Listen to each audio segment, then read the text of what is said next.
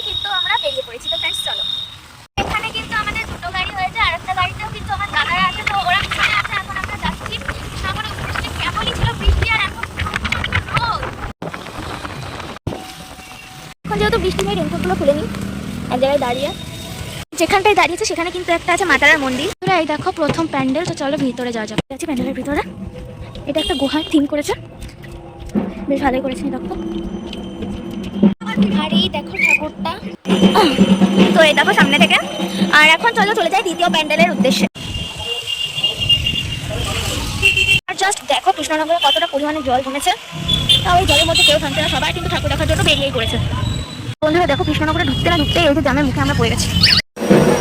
কি ভাবলে দার্জিলিং এসছি?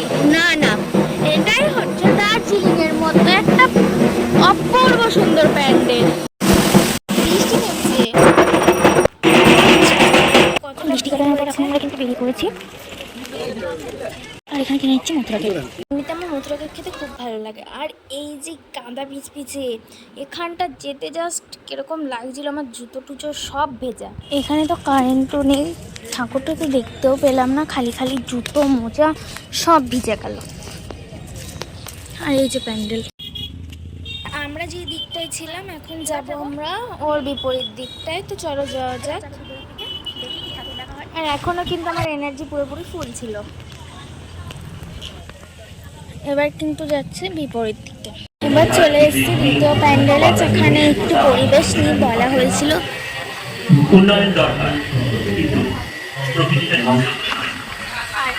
দেখো এখানে দাঁড়িয়ে পড়েছি লাইনে প্রসাদ নেওয়ার জন্য। আবার কিন্তু শুরু হয়ে গেছে বৃষ্টি। এখন কিন্তু হেঁটে হেঁটে যাচ্ছি ছোটো মার দর্শন নিতে। আর এই দেখো কি অপূর্ব ছোটো মাটা।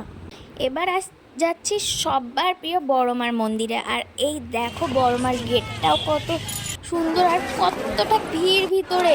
আর এই দেখো জাস্ট ঠেলাঠেলি করে বড় মাকে জাস্ট চাই সবাই এক চোখে দেখতে, দর্শন করতে। আমরা কিন্তু একদম সামনে ঢুকে পড়েছি, আর সামনে থেকে খুব ভালো করে দেখলাম।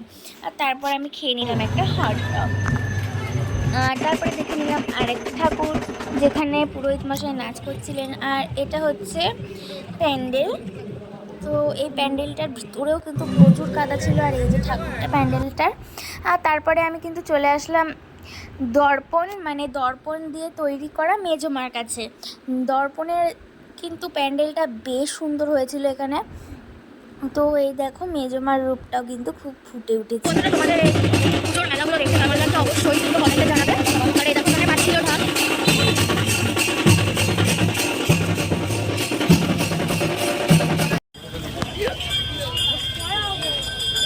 আর তোমরা এই যে প্যান্ডেলটা দেখছো, এটা আমার সব থেকে সেরা প্যান্ডেল লেগেছে। এদের ধৈর্য আর কাজ দেখে আমি তো পুরো মুগ্ধ। আর এই দেখো ঠাকুরটাও কিন্তু অপূর্ব বানিয়েছে। তো এবার যাব এক চুটকিতে বুর্জ খলিফা। আরে না না, দুবাই আসিনি, এটাই হচ্ছে আর এক ধরনের প্যান্ডেল। আর এই প্যান্ডেলটা তো লাইন দিতে হচ্ছিল, আমরা তো লাইন না দিয়ে চটপট করে পিছনে ঢুকে পড়লাম। হ্যাঁ সত্যি, পিছন দিয়ে ঢুকে ঠাকুরটা দর্শন করেই কিন্তু বেরিয়ে চলে এসেছি। আমাদের কিন্তু কেউ ধরতেও পারিনি, আমরা পিছন দিয়ে গেছি। আর এই দেখো ঠাকুরটা। আর এরা কিন্তু একদমই খারাপ করেনি, এরাও কিন্তু বহুত কষ্ট করে বহুত ভালো সুন্দর করেছে।